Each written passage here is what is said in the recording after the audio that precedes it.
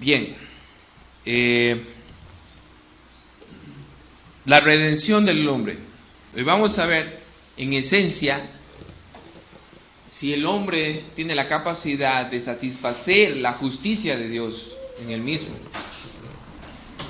La primera pregunta de hoy es: si por el justo juicio de Dios merecemos penas temporales y eternas, ¿no hay alguna posibilidad de librarnos de estas penas y reconciliarnos con Dios? Recordemos que hoy hace 8 vimos la miseria del hombre. Vimos que por medio de la ley conocemos la miseria de nuestra naturaleza humana, de nuestra condición como hombres, que transgredimos la ley. Vimos que la ley pide de nosotros que la obedezcamos toda, desde el vientre materno hasta que nos cobijen con tierra, ¿verdad? En el día de la sepultura. También que si alguien piensa salvarse por obras, debe cumplir la ley perfectamente, lo cual es imposible. Vimos también que Dios no creó al hombre perverso. Dios lo hizo recto en el Edén, luego se pervirtió. Y Dios sigue siendo justo, santo y recto. Fue el hombre quien cambió, Dios no cambia. ¿Y de dónde entonces viene la corrupción? Bueno, la heredamos por nuestro padre Adán, el primer Adán. Hemos visto también que estamos corrompidos, somos corruptos, radicalmente corruptos. El ser humano es radicalmente corrupto. Por lo tanto, no busca el bien, no le interesa. Vimos también que Dios no va a dejar al hombre sin castigo. Y aunque Dios es misericordioso, amén por eso, y estamos aquí por su misericordia, pero Él no va a pasar por alto el castigo. Él debe castigar todo pecado.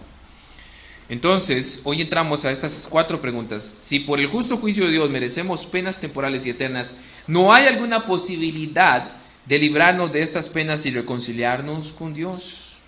Bueno, Dios quiere que se dé satisfacción a su justicia. Éxodo 20:5. Que no me falle la tecnología, cualquier cosa me corrigen si esto. Yo las revisé y estas sí están bien. Éxodo 20:5.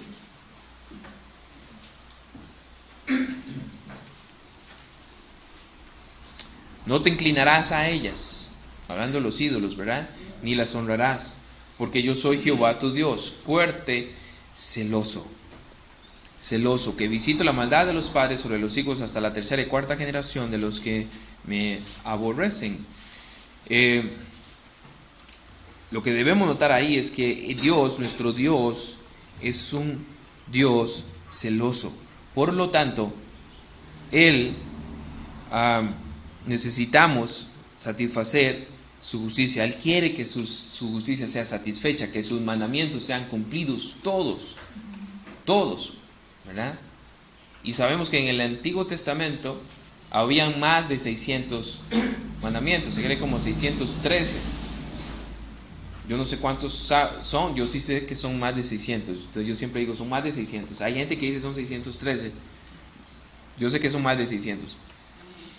Entonces Dios quiere que todos se cumplan, toditos.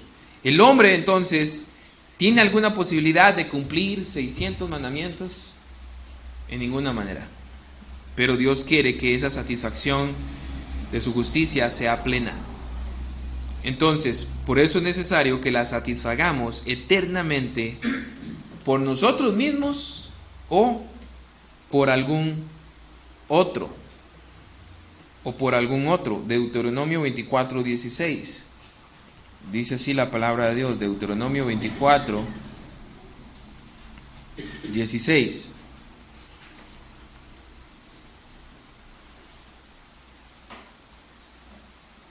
Los padres no morirán por los hijos, ni los hijos por los padres. Cada uno morirá por su propio pecado. Cada uno morirá por su propio pecado. O sea, por eso es necesario que la satisfagamos eternamente, por nosotros mismos o por algún otro. Por nosotros mismos. O sea, lo que está diciendo aquí el catecismo y lo que nos dice la Escritura es que cada individuo, valga la redundancia, de manera individual debe satisfacer a Dios. El papá no puede satisfacer la justicia de Dios en lugar de su hijo. El hijo no puede satisfacer la justicia de Dios en lugar del papá. Cada ser humano, si piensa que se va a salvar por obras, debe llevar su propio o cumplir los mandamientos de Dios de manera individual. Nadie puede salvar a otro. Si piensa que la gente que es por obras, las personas no pueden salvar a otros, no pueden hacer nada para satisfacer la ira de Dios a favor de otros. Ellos mismos tienen que entonces cumplir los 10 mandamientos.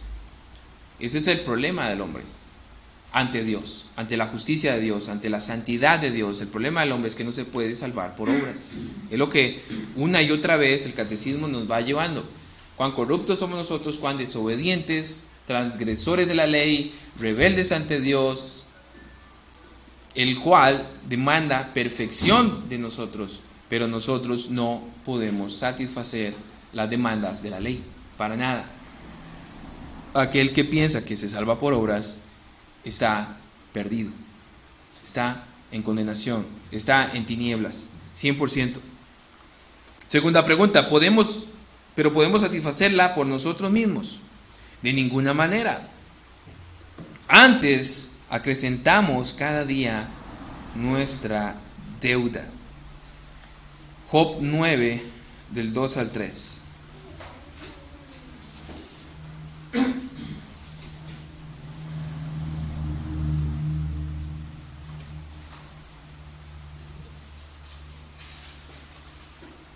Respondió Job y dijo: ciertamente yo sé que es así. ¿Y cómo se justificará el hombre con Dios? Si quisiere contender con él, no le podrá responder a una cosa entre 1000. La pregunta es buenísima. ¿Cómo se justificará el hombre con Dios? Si quiere contender con él, no le podrá responder ni una cosa entre 1000. Dice la Nueva Traducción Viviente: sí, yo sé que en teoría todo esto es verdad, pero ¿cómo puede una persona ser declarada inocente a los ojos de Dios? Si alguien quisiera llevar a Dios a juicio, ¿sería posible responderle siquiera una vez entre 1000? O sea, son preguntas retóricas donde la respuesta es obvia. Nadie puede presentarse delante de Dios inocente. Nadie. Ante los ojos de Dios nadie es inocente, por cuanto todos pecaron y están destituidos de la gloria de Dios. Romanos 3:23. Entonces, al contrario, dice el catecismo, la deuda se incrementa. La deuda se incrementa. Mateo 6:12.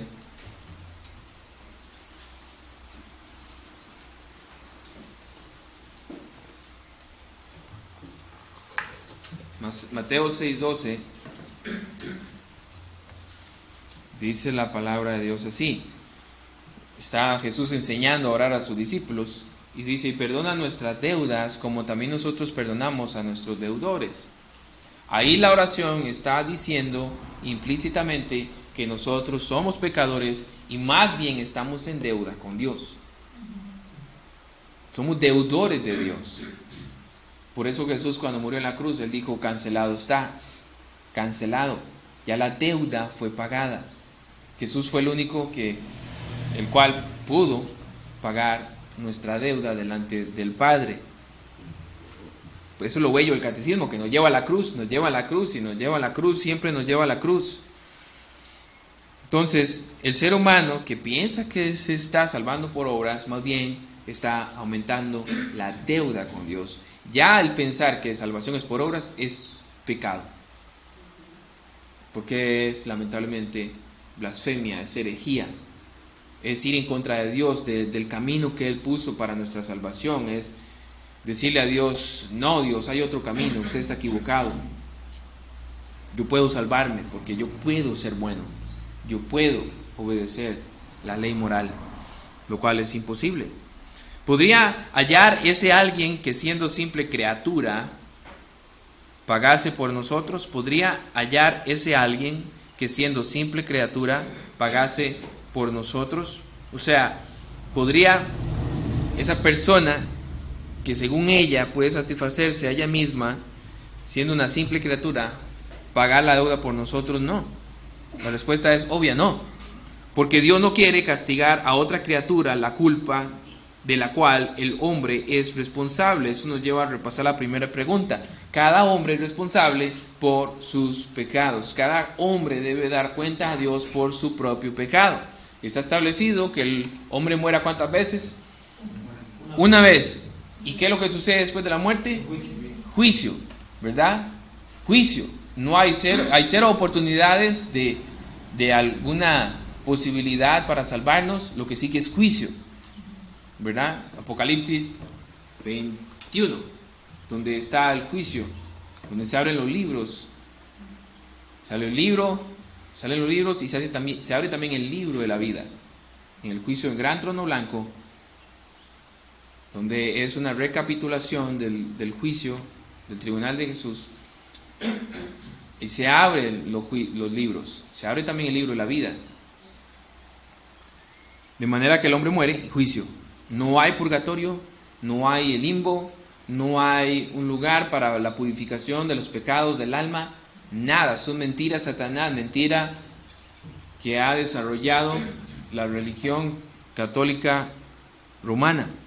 No hay nada, lo que sigue es juicio. Entonces, nadie puede satisfacer la justicia que Dios demanda en lugar mío.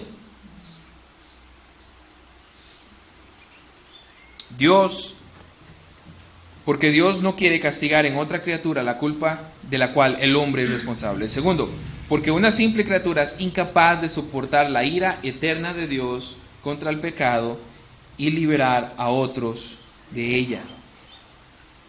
Nadie puede hacer eso. Vamos a Apocalipsis 5:3. Y recordemos que quien está recibiendo el Apocalipsis es el apóstol Juan. Es el apóstol Juan. Nada más y nada menos que el apóstol amado. Uno de los apóstoles muy amados por Jesús, el apóstol Juan. Y él dice ahí, y ninguno, nadie, cero, ni en el cielo, ojo, ni en el cielo, o sea, ni siquiera un ángel, ni debajo de la tierra podía abrir el libro, ni aún mirarlo. O sea, ni el mismo Juan podía abrir el libro de los juicios de Dios, de los sellos de Dios. Y dice el 6, y miré, y vi en medio del trono y de los 4 seres vivientes, y en medio de los ancianos estaba en pie un cordero como inmolado, que tenía 7 cuernos, 7 ojos, de los cuales son los 7 espíritus de Dios enviados por toda la tierra, y vino y tomó el libro de la mano derecha del que estaba sentado en el trono. Solo Jesús es digno. Solo Jesús es digno. De manera que la pregunta es, ¿puede entonces alguien ser propicio a otro, justificar a otro? No, porque nadie es capaz de soportar la ira eterna de Dios contra el pecado y liberar a otros de ella. Entonces, la persona que piensa que se salva por obras debe entonces ser capaz de justificarse a ella misma. Y para estar en paz con Dios, entonces, y Dios debe castigar el pecado, esa persona debería ser capaz en vida de soportar la ira de Dios contra esa persona por sus propios pecados. Es imposible. Nadie puede soportar la ira eterna de Dios Todopoderoso, de un Dios 3 veces santo. Nadie. Y tras de eso liberar a otro, en ninguna manera. Mis hermanos, por eso el que piensa que se salva por obras está loco. Literalmente es una locura. No conoce a Dios, no conoce nada de la palabra del Señor. Es una herejía tremenda la salvación por obras. Lamentablemente hay personas que se salvan o piensan que se pueden salvar por obras. Solo Cristo salva. Solo la fe, solo la gracia, solo Cristo. Vamos rápido.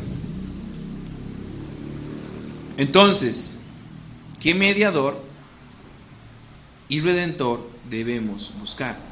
A este punto, cuando hemos visto ya la miseria de Dios, la miseria del hombre, cuando hemos visto cuán incapaz es el hombre, cuando hemos visto ahora que si nos vemos o si pensamos ser capaces a la luz de la ley de Dios, a la luz de nuestra naturaleza, nos es imposible salvarnos a nosotros mismos y es imposible salvar al prójimo. Entonces, ¿qué haremos? ¿Quién entonces podrá ser salvo?, preguntaba Pedro. ¿Recuerdan? ¿Quién entonces podrá ser salvo? ¿Cómo? Uno que sea el verdadero hombre. El redentor del hombre, Dios quiso en su sabiduría que fuese un hombre. El redentor del hombre, Dios quiso que fuese hombre. Vamos a ver Primera de Corintios 15, 21.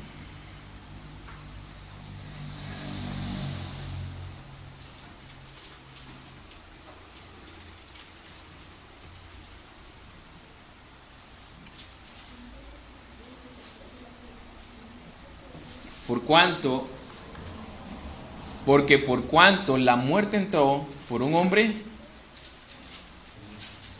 también por un hombre la resurrección de los muertos. Dios quiso que la salvación del hombre fuese a través de otro hombre. Amén. Y perfectamente justo. Ese hombre debía ser perfectamente justo y que sea más poderoso que todas las criaturas. Es decir, que sea al mismo tiempo el verdadero Dios. Esta es la noticia más hermosa de la Biblia y eso nos caracteriza, nos hace particulares en cuanto al resto de las religiones, porque el resto de las religiones lo que dice es: sé bueno, lucha por agradar a Dios, cumple con los requisitos de la religión, ¿verdad? Un día como hoy, ¿qué andan haciendo? El Via Crucis, no, eso fue, ¿verdad? Ya. Hoy hacen otras cosas. Procesiones ya, hoy también hacen procesiones. Ahí va una caravana, ¿verdad? Entonces, haz eso y te ganas el favor de Dios. Reza y peca. Y eso es un empate, ¿verdad? El que reza y peca, empata, dicen ellos. No hay nada que nosotros podamos hacer para satisfacer la justicia de Dios. Al contrario, somos merecedores de toda ira de Dios. Sin embargo, nosotros nos caracteriza que nosotros que andamos, eso enseñamos según la Biblia, que el hombre anda lejos de Dios, muerto en delitos y pecados, no entiende las cosas de Dios, no busca las cosas de Dios, no se pueden discernir, no las comprende. Satanás los guía a las tinieblas, están muertos, están en tinieblas, y Dios, sabiendo eso, sabiendo que somos polvo, se hizo hombre y nos vino a buscar. Yo he venido a buscar lo que se había perdido, a salvar y a buscar lo que estaba perdido. Eso es lo maravilloso del cristianismo, que nosotros le andamos diciendo a las personas: tú no tienes que hacer nada para agradar a Dios. Ya Dios hizo algo para agradar la justicia perfecta de Él a tu favor. Y esas son las buenas noticias. Entonces, el único que puede mediar entre Dios y el hombre y redimirlo debía ser un otro hombre, pero ese hombre debía ser perfectamente justo y más poderoso que el resto de las criaturas, y que sea al mismo tiempo el verdadero Dios. Ahora, cuando vemos a Jesús y cuando predicamos a Jesús, cuando evangelizamos, debemos enseñar que Él es Dios y Él nunca pecó. Él no pecó, Él es perfecto, Él es santo.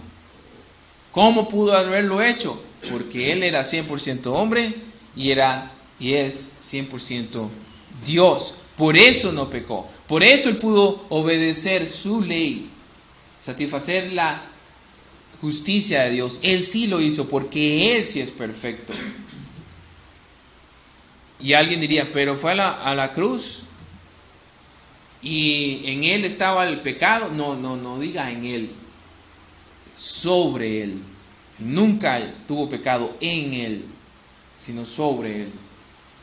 Una manera ilustrada de verlo, cuando el hombre peca, imagínense que tenemos ropas y el pecado nos va ensuciando nuestras ropas, ¿verdad? Nos las ensucia. Las ropas de Jesús son limpias porque Él es santo y perfecto. Jesús lo que hizo fue ponerse nuestras ropas. Cuando usted se pone una ropa, usted no se abre la piel y se la introduce debajo de la piel. Entonces, si usted hiciera eso, usted diría, tengo en mí la ropa. Pero cuando usted se viste, usted tiene sobre usted mismo ropas. Eso fue lo que hizo Jesús. Él se puso sobre Él nuestras ropas inmundas para ser tratado como un maldito. Como un maldito. Él, siendo bendito, se hizo maldito para que nosotros, que éramos malditos, pudiéramos ser benditos en Él. Eso lo dice Gálatas 5:13.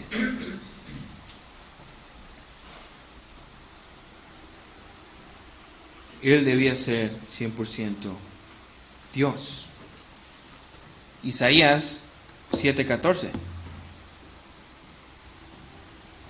La profecía.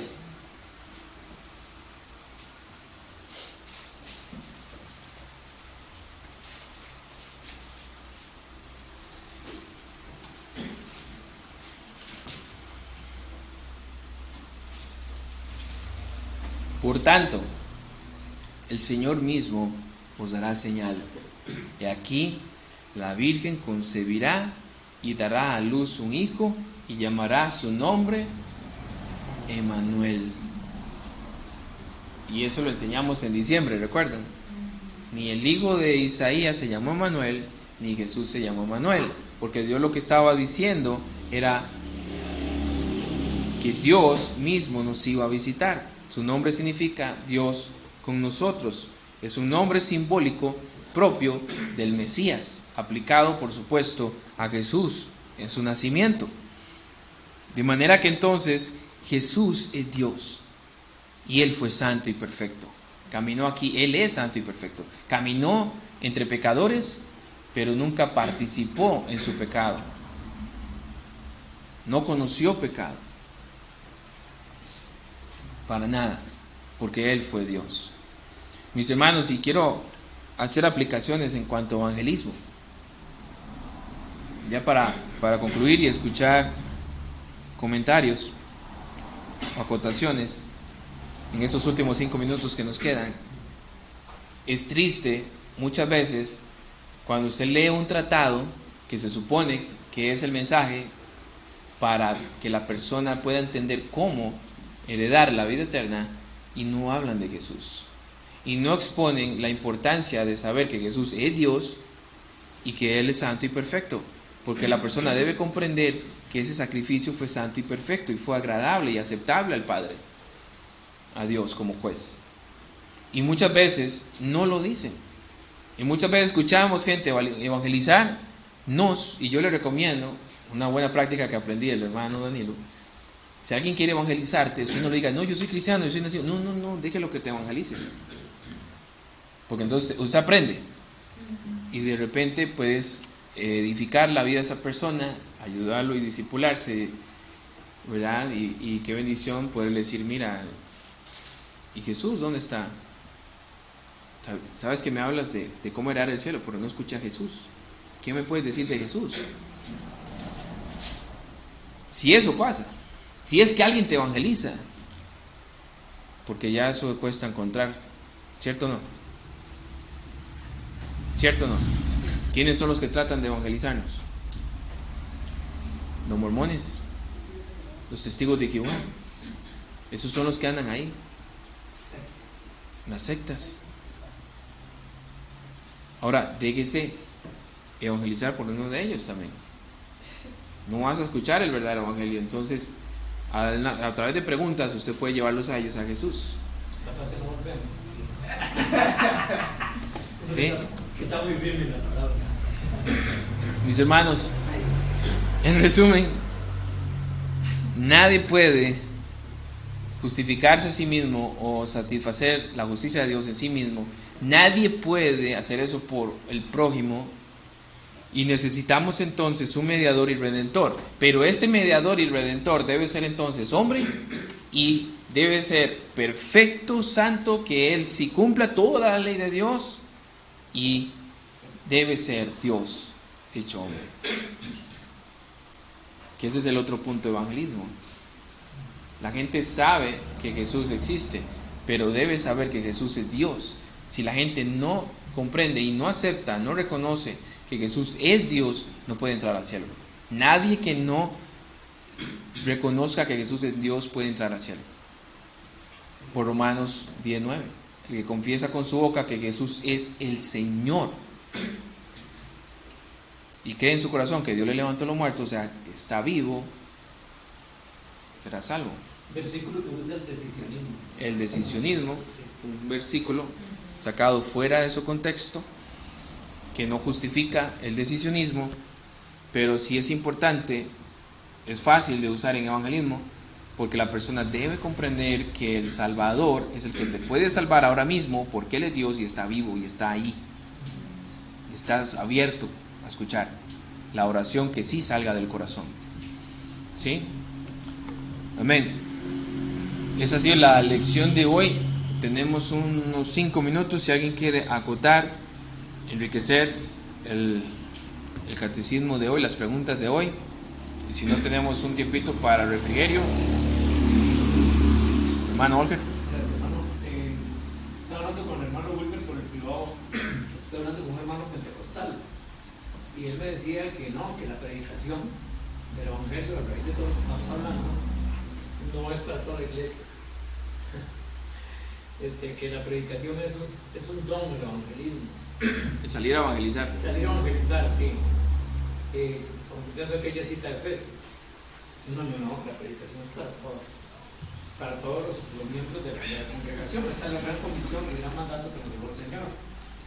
Y a raíz de lo que está diciendo el hermano, así que hay cosas catastróficas no solo en nosotros, no solo en las sectas y en los católicos, sino que hay aberraciones dentro de nosotros mismos hermanos que se llaman cristianos.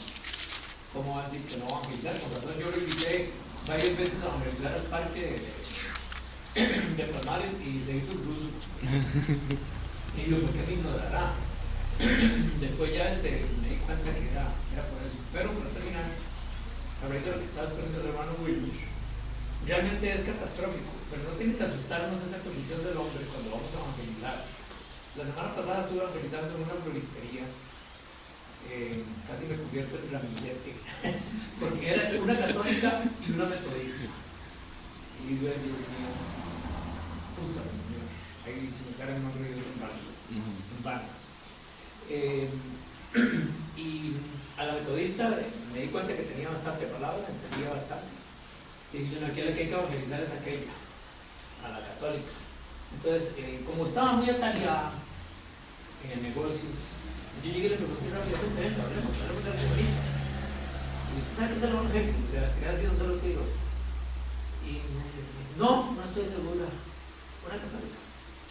Entonces, cuando yo digo a los sacerdotes, al Papa, que hay que salir a evangelizar, ¿qué es lo que vamos a ayudar a decir? Tenemos que capacitarnos, hermano, en doctrina y en la palabra, para saber decir y llegar al parque, decir a una persona que odia a Dios, que ve cómo está el mundo decaído, porque no hay un Dios según él, y decirle de primera entrada, Dios te ama, que tuve otro agarronazo, como una hermana pentecostal por eso. Y yo presente primero la condición del hombre, es lo que estamos hablando, está diciendo eso, para que entendamos, eso es un Dios cruel, no, aquí está diciendo que Dios es justo y es misericordioso, y lo dice la palabra. Entonces no tengamos miedo cuando evangelicemos de llegarle a decir a esa persona, sin eximirnos nosotros de que somos pecadores redimidos ya, que está totalmente perdida delante de Dios. Porque eso fue lo que vino, ¿qué vino a predicar Juan el Bautista? Preparando el camino del Señor. Y Jesucristo que predicaron, arrepentimiento y conversión. Eso es. Nos salgamos y seamos intencionales y oremosle al Señor para que cada día de la semana por lo menos una persona. Amén. Y dejémonos de excusas. Sí. Hay momentos en que estamos viendo la tele, apaguemos el tele y vamos para el parque. Vamos para el parque a evangelizar. Porque tenemos que hacerlo porque las mías son muchas y los obreros son pocos. Amén. Gracias, hermano. Y oremos. No, ahorita no, sino añadiéndole porque a veces uno dice sí, aquí decimos sí, pero si usted de verdad ora, si usted ora y le dice al Padre, Señor, esta semana que empieza hoy, ponme a alguien para que yo pueda evangelizar. Y de verdad, vea, usted hace esa oración y es verídico. Cuando usted fue a la pulpería, de repente usted dice, voy a ir a peluquearme. Yo les doy un consejo si se van a cortar el pelo. No evangelicen cuando te esté cortando el pelo. Hágalo después. Porque te dejan chaspuciado, te hacen la barba re mal, porque les caemos mal. Entonces lo hacen todo mal como para que uno no vuelva. El peluquero puede ser mañoso, sí, pues te quedó bien feo, bien chaspuceado y todo. Pero quedó evangelizado. Sí, háganlo después. A mí me pasó una vez, yo evangelicé a un peluquero y me dejó todo chaspuceado y le caí mal. Sí, entonces, pero antes de darle la palabra al hermano, si nosotros no oramos, no va a pasar. O sea, oremos, que Dios nos ponga en el camino a alguien, mientras vamos a la pulpería, mientras vamos a Levi's, mientras vamos a comprar el diario, de repente con el que cargamos gasolina, algo hacemos, ¿verdad? Y a toda criatura, no despreciemos a los niños. De repente usted tiene un sobrino, alguien, evangelice también a los niños. Hermano Andrés. Como las ideas, yo creo que uno primero ora por piedad para entender esa condición de ser humano caído en el cual estábamos nosotros.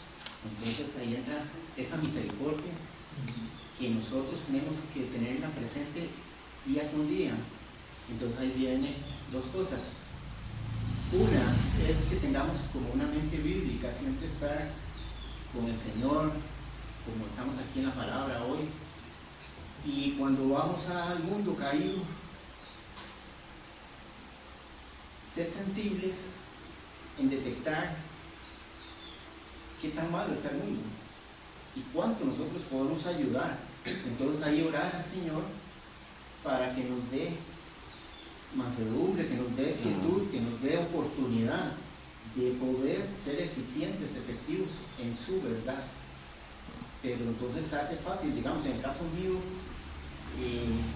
me cuesta mucho salir a evangelizar directamente, voy a evangelizar, porque uno como que se asusta, se siente que se está enfrentando a algo que no está capacitado, o con los versículos tan al día que tiene que tener uno.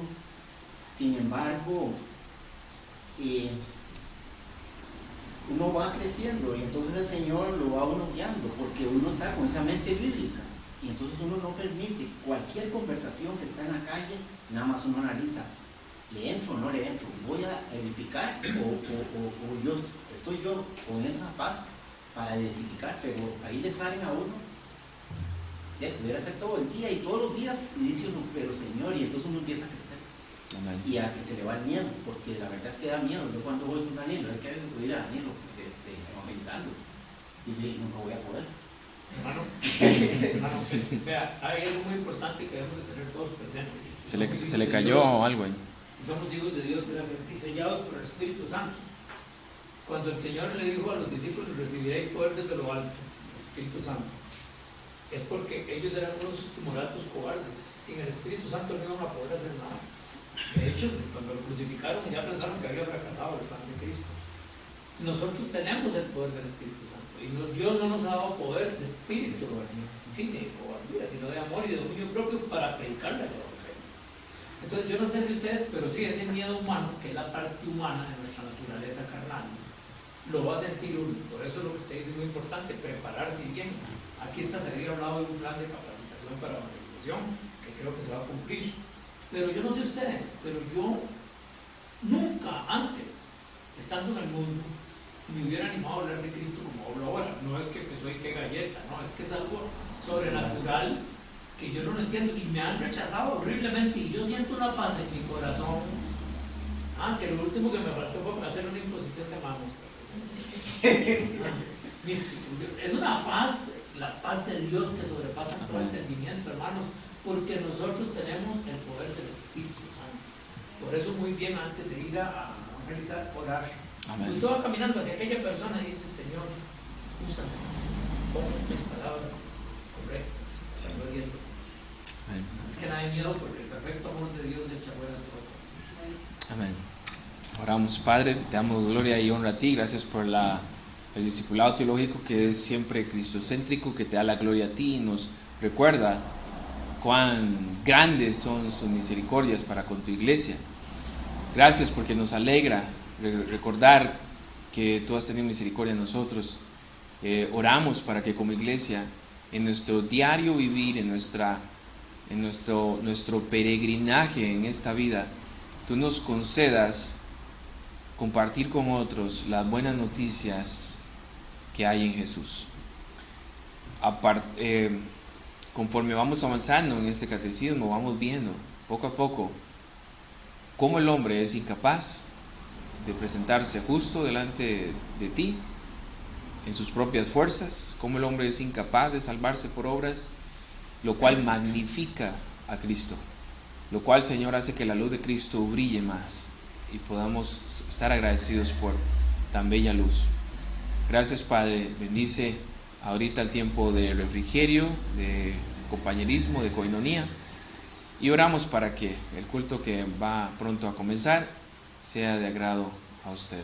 En el nombre de Cristo Jesús oramos. Amén. Amén.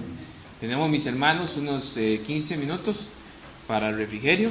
Había más, pero Olger habla mucho. Alguien que me